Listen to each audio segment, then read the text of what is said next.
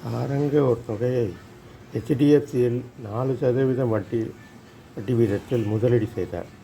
2 ஆண்டுக்கு ஒரு முறை வட்டி கணக்கிடப்பட்ட 2 ஆண்டு முடிவில் சாரங்கு 153 கூட்டு வட்டியாக பெறுகிறார் எனில் அத்தொகைக்கு 2 ஆண்டுகளில் கிடைக்கும் தனி வட்டி யாது என்று கேட்டிருக்காங்க. ரூபாயில் கேட்டிருக்காங்க. A 165, B 150, C 145, D 150ன்னு கேட்டிருக்காங்க.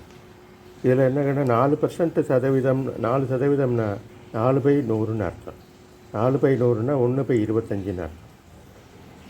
2 ஆண்டுகள் என்பதால் இதை இந்த 25வே அசலாக வச்சுக்கணும். ஒரு ஆண்டுக்கு 2 ஆண்டுனா 25 ஸ்கொயர்னு வச்சுக்கணும். அதாவது 625 அசலாக வச்சுக்கணும். 3 ஆண்டுக்குன்னா 25 கியூப்னு வச்சுக்கணும். இப்போ அது 2 ஆண்டுங்கிறதுனால அசலை 625ன்னு வச்சுருக்கேன். அப்போ முதலாண்டு வட்டி என்ன கிடைக்குன்னா 625/25 போடும்போது 25 ரூபா வட்டி வரும். 2ஆம் ஆண்டு வட்டி அதே மாதிரி 25. அதை 625/25 ஸ்கொயர் போடும்போது இது 1 கிடைக்கும் வட்டிக்கு வட்டி. இந்த மொத்த வட்டி 51 ரூபா கூட்டு வட்டி. இதே தனி வட்டின்னா இதுதான் 25 50 ரூபா.